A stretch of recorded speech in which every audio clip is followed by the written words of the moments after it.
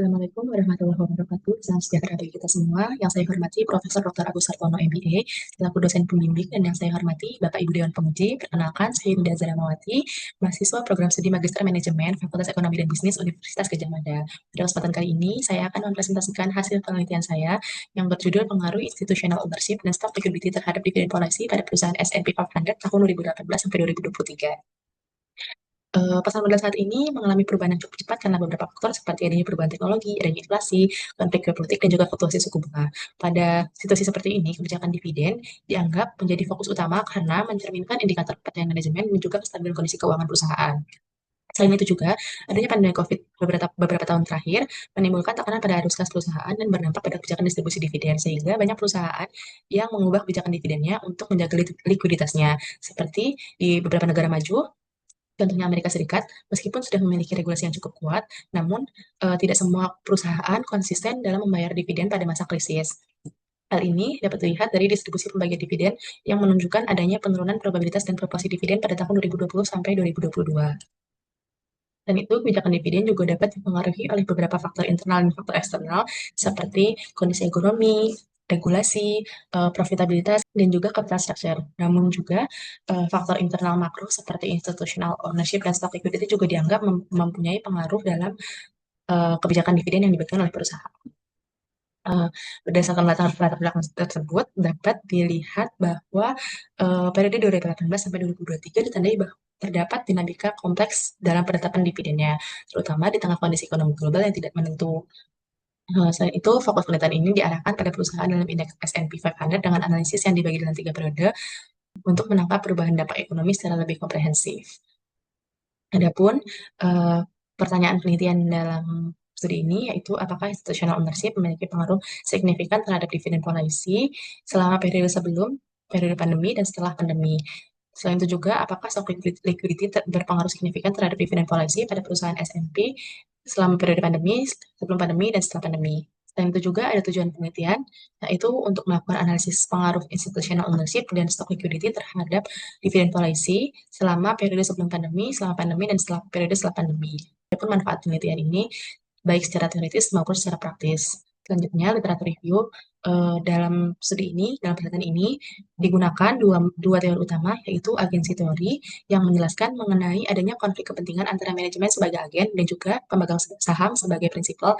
Dan teori kedua itu ada tax preference theory yang menjelaskan mengenai preferensi pajak oleh investor. Selanjutnya, penelitian terdahulu dari KAUR dan KAUR tahun 2024, Nafit tahun 2021, Cheng et al. Tahun 2018, dan Mili et al. Tahun 2017, menemukan bahwa institutional ownership memiliki pengaruh positif dan signifikan terhadap dividen polisi, namun hasil lain ditemukan dalam Hasan et al. Tahun 2023, Jerry et al. Tahun 2017, Al-Najar dan Hilin Karslan tahun 2019, dan Berezinet et al. Tahun 2018 yang menemukan bahwa institutional ownership memiliki pengaruh negatif dan signifikan terhadap dividen polisi. Selanjutnya, penelitian by et al. Tahun 2024 dan Faradisi Ulpah tahun 2021 menemukan bahwa stock liquidity memiliki pengaruh positif dan signifikan terhadap dividen polisi. Namun, hasil lain ditemukan dalam Ali Taher dan Alsbowl tahun 2023, Sterensak dan Kubiak tahun 2022, dan Lai et al. Tahun 2020 yang menemukan bahwa stock liquidity memiliki pengaruh negatif dan signifikan terhadap dividen polisi. Nah, adapun hipotesis yang ditentukan dalam penelitian ini ialah sebagai berikut. Dan juga kerangka konseptual dalam penelitian ini ialah sebagai berikut. Selanjutnya, metode penelitian ini menggunakan quantitative method, di mana data yang diperoleh dari annual report perusahaan yang tercatat dalam indeks S&P 500 selama periode 2018 sampai 2023 dengan sampel sebanyak 430 perusahaan. Selanjutnya, variabel dan pengukuran yang digunakan dalam penelitian ini ialah sebagai berikut. Dalam menguji pengaruh institusional dan stock liquidity terhadap kebijakan dividen, penelitian ini menggunakan dua model regresi data panel. Yang pertama ada regresi panel Logit, digunakan untuk menganalisis probabilitas pembayaran dividen, dan juga regresi panel Tobit digunakan untuk menguji proporsi pembayaran dividen yang bersifat terbatas. Namun sebelum itu dilakukan juga uji statistik deskriptif dan juga uji multikolinearitas untuk memastikan data dan variabel independen itu valid. Berikut merupakan hasil uji statistik deskriptif dalam 3 periode yang menggambarkan nilai rata-rata, nilai median, nilai batas atas, batas bawah, dan distribusi variabel yang digunakan dalam penelitian pada tiap-tiap periode. Selanjutnya ada hasil uji multikolinearitas dari 3 periode juga.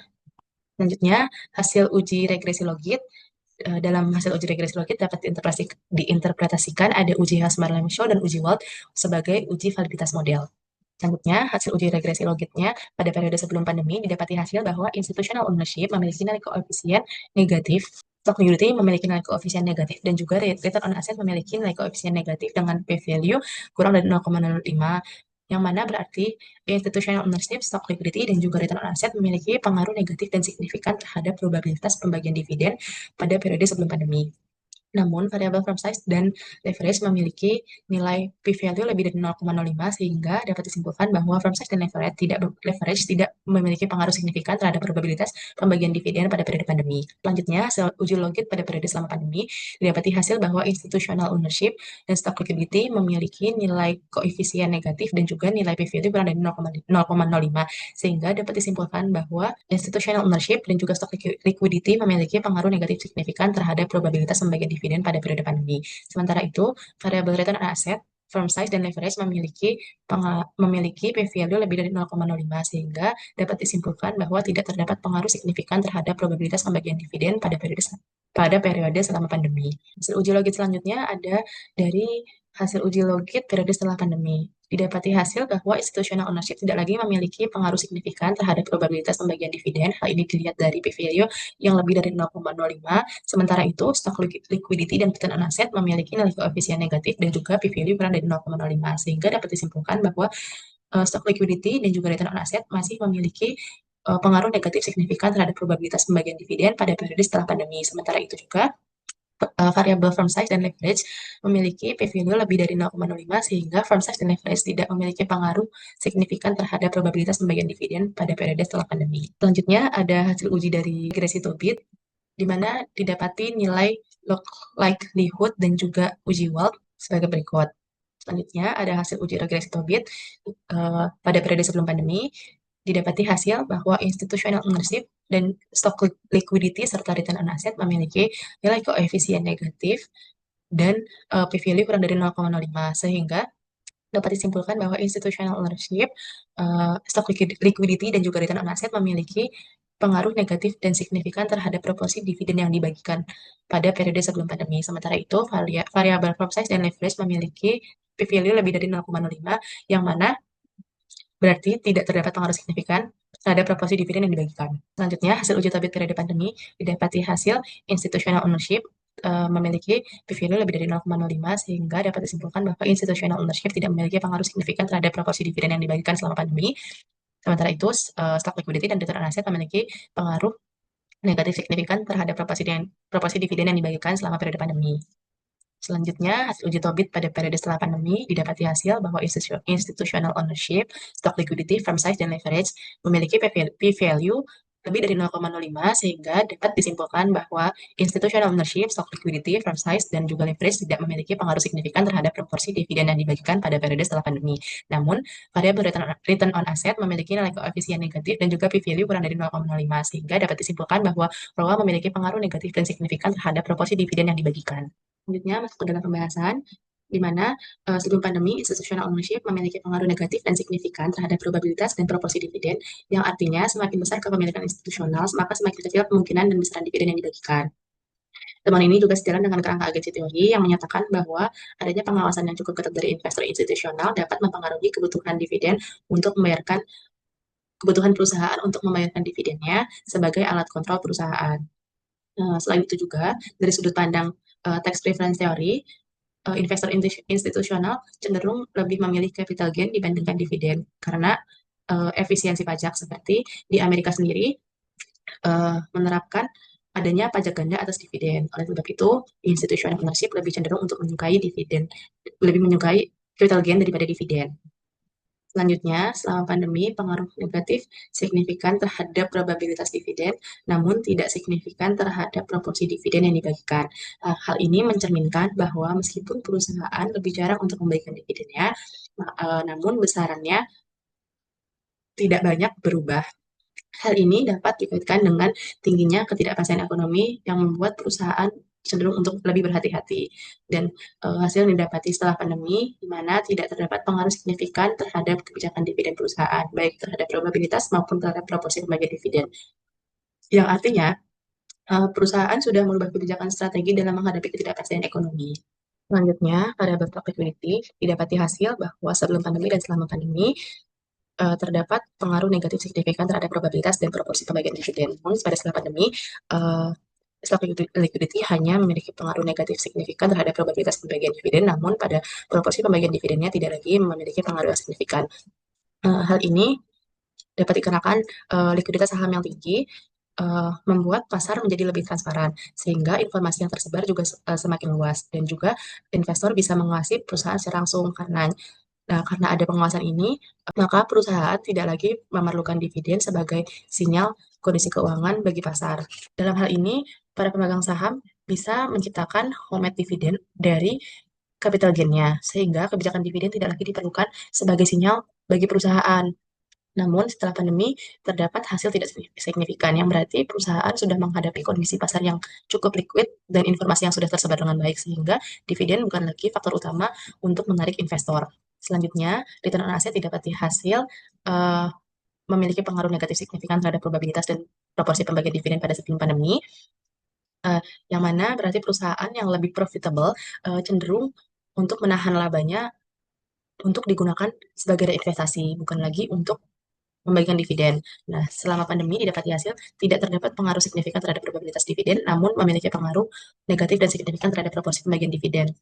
Hal ini menunjukkan bahwa perusahaan juga cenderung untuk lebih berhati-hati dalam menyesuaikan besaran dividen dengan kondisi ekonomi yang sedang terjadi atau yang tidak pasti. Dan setelah pandemi memiliki return on asset memiliki pengaruh negatif dan signifikan terhadap kebijakan dividen, yang artinya adanya pengembalian kondisi pasar setelah krisis dan membuat perusahaan kembali untuk menjadikan dividen sebagai faktor pembagian dividen meskipun dalam jumlah yang sedikit. Dan itu variabel firm size dan leverage didapati tidak memiliki pengaruh signifikan terhadap kebijakan dividennya, baik dalam probabilitas ataupun proporsi dividen yang dibagikan dalam ketiga periode pada sebelum pandemi, selama pandemi, dan setelah pandemi. Hal ini mengandalkan bahwa kondisi pasar yang berfluktuasi tidak lagi menjadi ukuran perusahaan sebagai penentu kebijakan dividen, serta perusahaan juga cenderung untuk memprioritaskan pengelolaan risiko keuangannya dan likuiditasnya, sehingga keputusan dividen dipengaruhi oleh faktor lain selain firm size dan leverage.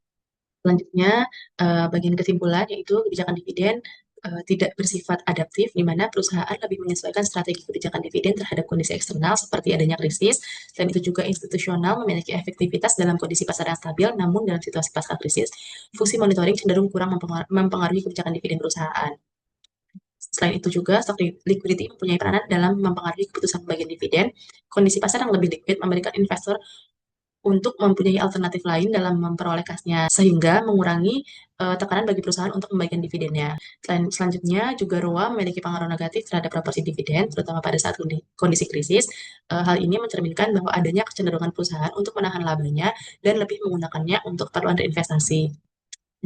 Dan terakhir, firm side and leverage juga didapati tidak memiliki pengaruh signifikan terhadap semua periode, di mana berarti ukuran dan struktur modal bukan lagi penentu utama kebijakan dividen. Selanjutnya ada implikasi dari penelitian ini, ada implikasi teoritis dan implikasi praktis, di mana implikasi teoritis itu mendukung dan memperluas agensi teori dan tax preferensory dengan adanya pengaruh kepemilikan dan likuiditas saham terhadap kebijakan dividen yang bersifat dinamis dan kontekstual.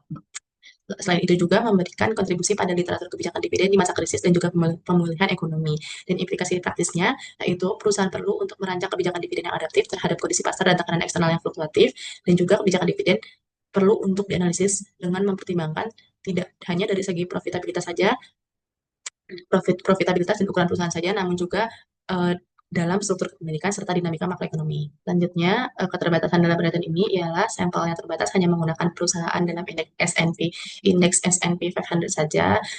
Selain itu juga rentang waktunya yang terbatas, hanya berfokus pada 3 periode, periode pra-pandemi, selama pandemi, dan pasca pandemi.